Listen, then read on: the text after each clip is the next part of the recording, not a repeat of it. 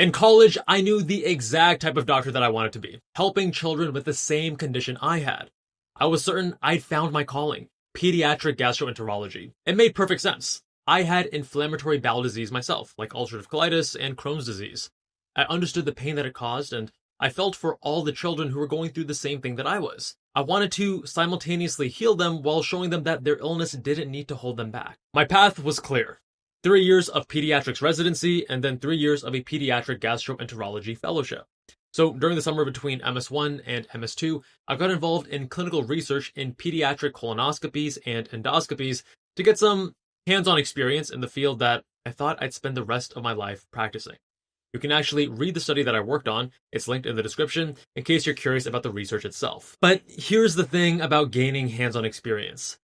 Sometimes it reveals precisely what you don't want to do. Here's why I walked away from pediatrics entirely and why that decision has aged remarkably well. Before we get into what drove me away from pediatrics, let's start with why I thought it was for me. What initially drew me to pediatrics was something deeply personal. I developed inflammatory bowel disease soon after turning 18, my first year of college, and to this day it is still the hardest thing I've ever had to deal with. Everything changed overnight. I went from being a normal college kid to having to stick to white rice and plain chicken breast just with salt, while my friends were eating pizza and going out to restaurants. The social aspect was brutal. I stopped eating with friends entirely because I couldn't eat what they were eating, and I didn't even want to smell their food. It was just too tempting, too painful. And you don't realize how much of your social life revolves around food until you can't participate in it anymore. And if that was so difficult for me at 18, I couldn't stop thinking about how much harder it must be for younger kids. I kept picturing this 8-year-old who couldn't have ice cream because of their GI condition. And with early treatment and patient education, that kid still had a chance to avoid the worst of what I had experienced, and I could be the one to help them with that. Now, in addition to helping children, the parents are over the moon grateful when you help their kid. You get thank you cards with crayon drawings, families that remember you years later, and there's genuine community respect for someone who takes care of children. But as I'll cover later, these best case scenarios don't always work out as you envision them. But the compounding effect, as Einstein said, is the eighth wonder of the world. It's so massively influential and powerful, and it's not just for your retirement account, but health outcomes too. So when you make positive change early in someone's life, like with pediatrics, it doesn't just help them once. It keeps building on itself over decades. So if I could help kids get their GI health on track early, they could avoid years of social isolation and pain, have proper nutrition and growth, and just live normal childhoods and grow on to become thriving adults. The idea of preventing other kids from going through what I experienced felt like meaningful work. Now, I'm not exactly great with all kids. I find it hard not to play favorites with my own relatives or my friends' kids, but there's something about children that drew me to pediatrics. And there's this innocence and hope in kids, this sense of pure potential. When kids get sick, it's not because they made terrible life choices for 40 years. You're working with patients who haven't screwed up their health yet. There's no guilt, no blame. You can't be mad at a 6-year-old for developing asthma or needing vaccines.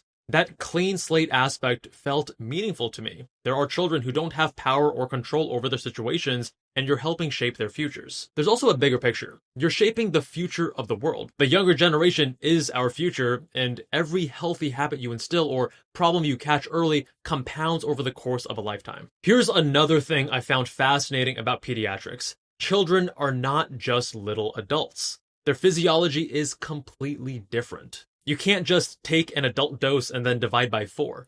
A child's anatomy, development, and drug metabolism all change with age, and sometimes dramatically. And trying to figure out what's wrong with a 2-year-old who can't articulate their symptoms is medical detective work. The scope is incredibly broad, from newborn emergencies to adolescent psychiatry, and the subspecialty opportunities are endless. Pediatric cardiology, oncology, emergency medicine, critical care, and many more. As I mentioned earlier, I was particularly drawn to pediatric gastroenterology because of my own inflammatory bowel disease. That's IBD, not to be confused with IBS.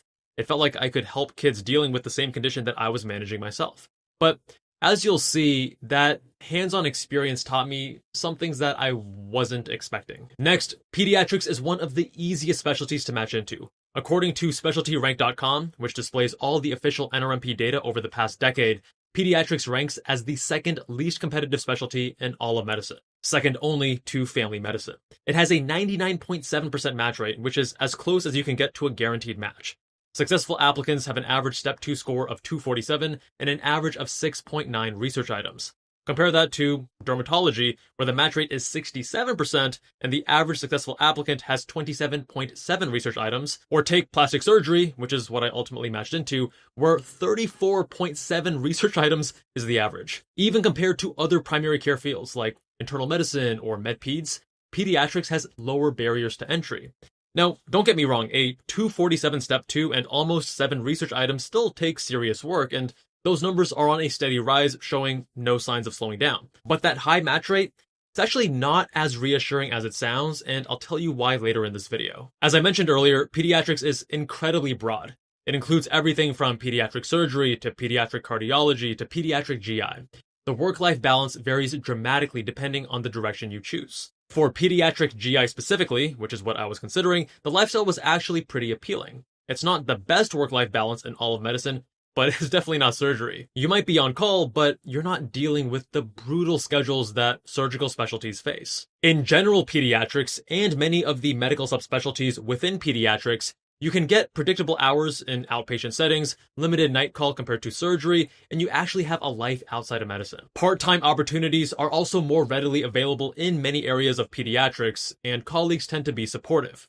But again, this varies hugely within pediatrics depending on which direction you take. Now, before I get into why I walked away from all this, know that this is my personal experience from our Why I Didn't series. Your priorities and what you observe during training could be completely different. For a more objective breakdown, with insights from practicing pediatricians, check out our So You Want to Be a Pediatrician video over on the Med School Insiders channel, which covers training requirements and day-to-day responsibilities, link in the description. Now for the reality check that ultimately steered me away from pediatrics.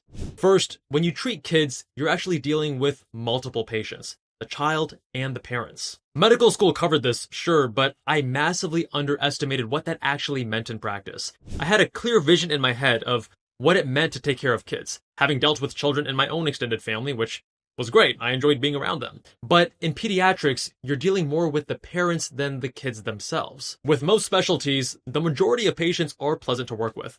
But in pediatrics, there's a high percentage of parents who are extremely difficult to work with. They're neurotic, argumentative, and despite their best intentions, they often make situations worse. You've got Dr. Google and now ChatGPT parents who want to argue with your medical degree using their own internet research. Helicopter parents who turn every minor symptom into a medical emergency. Non-compliant, or what you're supposed to say is actually non-adherent parents who refuse to follow medical advice and then they blame you when things go wrong. When you choose pediatrics, you have to decide whether you want to work with kids and their parents as a package deal. The parents are dealing with their worst fears about their children, so they're often not at their best. And unfortunately, there are also custody battles and abuse cases where you're required to report horrible situations, which adds another layer of complexity that you might not be prepared for. Let's say you're totally fine dealing with parents and their neuroses. There's still another major issue to consider, the procedural limitations. I knew I wanted to do procedures. I wanted to work with my hands, see immediate results, and have that tangible satisfaction of fixing something. Now, pediatrics is also a massive field. You can find procedurally heavy subspecialties like pediatric surgery or pediatric orthopedics if that's what you're after. The scope really depends on how you specialize. But gastroenterology wasn't really one of them. I had a moment of clarity when I was watching a fellow learn how to perform a colonoscopy on a pediatric patient for the first time. And look, endoscopy isn't as easy as it looks, but it's also not surgery. Sure, there's advanced endoscopy, but it's still nothing compared to microsurgery in plastics or hand surgery. The technical challenge, the dexterity required, the level of detail is completely different, and that's what I was looking for. I realized I had always loved working with my hands, and pediatric gastroenterology just wasn't going to fulfill that for me. And children are also generally more resilient than adults. They don't need as many procedures or interventions. Their bodies compensate better, which means fewer scopes, fewer interventions, and fewer opportunities to do hands-on work. Looking back, I wish I had received more guidance on choosing a specialty in medical school, including the differences between procedural and non-procedural specialties. And there's actually a spectrum there. It's not binary, but there's a level to how procedural you want to be. I probably would have landed on surgery earlier and maybe even explored specialties like urology or ENT, as these are hands-on, but weren't even on my radar at the time. If you're still figuring out what kind of work really lights you up, there's a free quiz that can help. It's quick and will point you towards specialties that match your strengths and career preferences. Visit specialtyquiz.com and you might actually find out what could be your dream specialty. Now, let's talk about the other elephant in the room: money. Remember how I mentioned that children don't need as many procedures? This directly impacts compensation. Pediatric care generates way fewer RVUs, which determine reimbursement for each service provided. You can't bill for expensive procedures like cardiac caths or major surgeries very often. Most pediatric visits are routine checkups and basic sick visits that generate minimal RVUs. It's not some grand conspiracy about not valuing children, it's just how the medical compensation system works. Pediatrics consistently ranks among the lowest paid medical specialties, and the gap is getting worse. Of course, there is variety within pediatrics. Pediatric surgeons, for example, earn excellent money, but they train as surgeons, which requires a very different skill set and time commitment. For general pediatrics, and many pediatric subspecialties like peds endocrinology or peds GI and peds infectious disease and so on, compensation is actually quite low compared to the adult counterpart of that specialty, and also to just the average physician salary of $374,000. The average salary for a pediatrician is around $265,000. That's a $110,000 annual difference, which compounds to more than $3 million over a 30-year career. Now, I'll be honest, compensation wasn't actually a main driving factor for me personally. Back when I was in med school in 2012, this information just wasn't available. Resources like Med School Insiders didn't exist. Everyone knew that neurosurgeons made the most money, and maybe cardiologists and dermatologists were up there, but not much more beyond that. And frankly, any doctor's salary seemed like an insane amount of money to me, whether it was $250K or $500K or $750K. Another major red flag is what's happening with pediatric applications. US med students are actively avoiding the field. In 2024, pediatric applicants declined by over 6%, marking the largest single-year drop in a decade. While applications rebounded slightly in 2025, this wasn't driven by renewed interest from US medical students. It was largely international medical graduates filling the gap. When US students avoid a field, competition stagnates. As the shortage grows, it puts more pressure on those remaining in the field, leading to increased stress and burnout. In fact, pediatrics ranks fourth among all specialties for burnout, with 51% of pediatricians experiencing burnout, the same as family medicine. This brings me to the emotional side of pediatrics, which can be brutal. You see child abuse and neglect, you deliver devastating diagnoses to parents. And let's be honest about the kids themselves. Most of the time, you're the last person on earth they want to see. You're the person who has to stick them with needles or press on their belly when it already hurts. They're going to cry and scream, maybe even just at the sight of you, and after a while, that can wear on you. This emotional toll from multiple angles, from the parents, from the children, and so on, is one of the reasons that pediatricians experience higher stress than many other specialties. There's also a terrifying aspect of pediatric physiology. Kids are incredibly resilient and can bounce back from illness faster than adults. But when they crash hard and fast. A kid can look fine, maybe just a little sick, and then suddenly they're in serious trouble because their body was compensating until it just couldn't anymore. It's a lot of pressure to have a child's health and safety in your hands. Now, let's talk about the culture mismatch. Every specialty attracts certain personality types. Surgeons are very much my personality type. They're direct, a little rough around the edges, and they get stuff done. They're not afraid of hard work, and they're not easily offended. Those are all things that I value. Pediatrics, being less competitive and focused on caring for children, tends to be maybe less type A, tends to attract more nurturing and conflict-avoidant personalities. Sounds great in theory, right?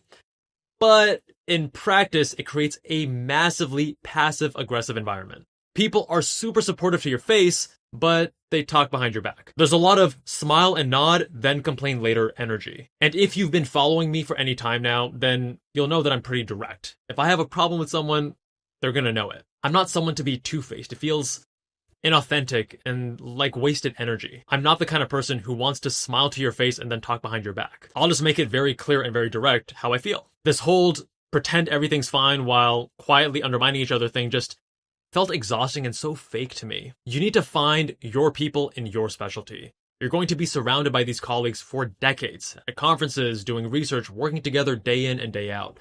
The personality fit matters more than you think. And finally, pediatrics deals with problems that extend far beyond medicine. There's a growing mental health crisis among kids, with rising rates of depression, anxiety, and suicide attempts in adolescence. Then there are all the technology problems like screen addiction and cyberbullying that are creating challenges that didn't exist a generation ago. The reality is that people expect pediatricians to solve problems that go far beyond what medicine can address.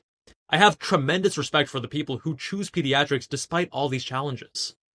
We absolutely need them. The work they do is crucial for the future of our kids, our country, and the world. Someone has to tackle these growing problems, and pediatricians are on the front lines of some of the most critical health issues facing the next generation. Now, before I share my final thoughts on pediatrics, I'd like to hear from you. Drop a comment and let me know which medical specialty you'd like me to break down next in this series. The most requested specialty gets bumped up to the front of the line for my next Why I Didn't episode. So, should you choose pediatrics? Here's my advice. Consider it only if you've honestly evaluated all the factors and still can't imagine doing anything else. Choose it because you love the entire reality of pediatric medicine. Yes, that includes the rewarding moments with grateful families and the satisfaction of helping children develop healthy habits for life. But it also means accepting the financial realities. Most pediatric specialties are among the lowest compensated fields in medicine. It means dealing with anxious parents and managing the emotional toll of seeing kids suffer. Pediatrics might very well be the right choice for you, but for me, I'm so glad that I took the time to explore it and discover that it wasn't the ideal fit for me before I committed years of my life to the wrong path. This is precisely what medical school is for, to help you figure out what you want to do. Switching directions when you learn something new about yourself just means you're being smart about your future. If you're still not sure which specialty is right for you, specialtyquiz.com will help you determine which fields match your personality and work style. Check it out right up here.